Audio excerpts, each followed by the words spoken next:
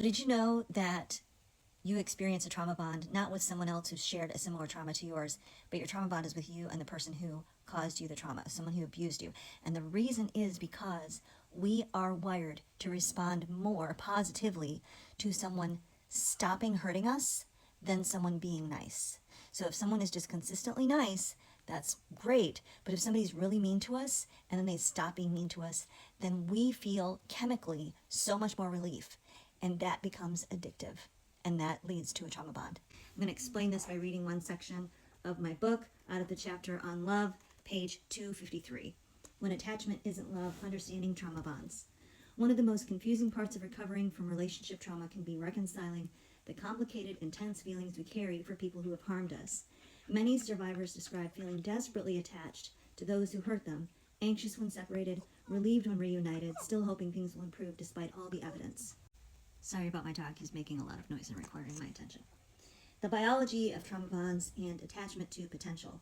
A trauma bond forms when a powerful emotional attachment grows out of repeated cycles of abuse, tension, and reward. This happens at a biological level when someone unpredictably alternates between cruelty and kindness. It triggers the brain's survival mechanisms and addiction pathways.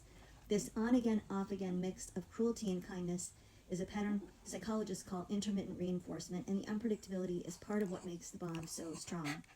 Stress hormones and pleasure chemicals together create powerful emotional highs and lows.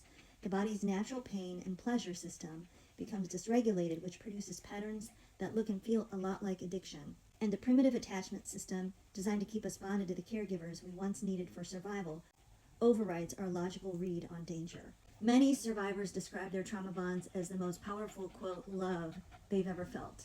Those feelings are real and overwhelming, my dog, and there's an important distinction underneath them. I hit record and then he can't leave me alone. Trauma bonds are rooted in survival responses, not in authentic love. They revolve around relieving anxiety and pain rather than around mutual growth and joy. They create dependency rather than healthy connection, and they run on dramatic highs and devastating lows instead of consistent safety and respect. Often what keeps someone in a harmful relationship isn't love for the person as they actually are. It's attachment to who that person could become. This is loving a future version of someone, the one who might exist if they finally changed, rather than the reality in front of you. It can feel like devotion. Underneath, it's hope attached to a potential that hasn't shown up consistently, if at all. I had to move it because now my dog's butt is where I had my thing before. When a survivor finally accepts this hoped-for version of their loved one may never exist, grief can follow. Not just for the relationship, but for the death of a dream they've held, sometimes for decades. Why we keep going back to make it make sense. Beyond the biology of trauma bonding lies an even deeper drive. When someone who should love us fails to do so consistently, we often find ourselves returning to check whether love has finally appeared, not only from emotional need, but from a profound desire to make the world make sense. This impulse runs below conscious thought. It comes from an instinctive understanding that being properly loved is the natural order of things. The mind struggles to accept a reality where this basic need goes unmet by the very people meant to fill it. It's like desperately craving a hug from the person who just punched you, a yearning that defies logic, but speaks to a deep need for things to make sense.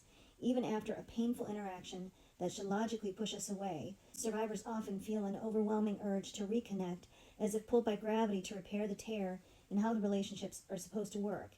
It can sound like, "You broke me, so only you can fix me."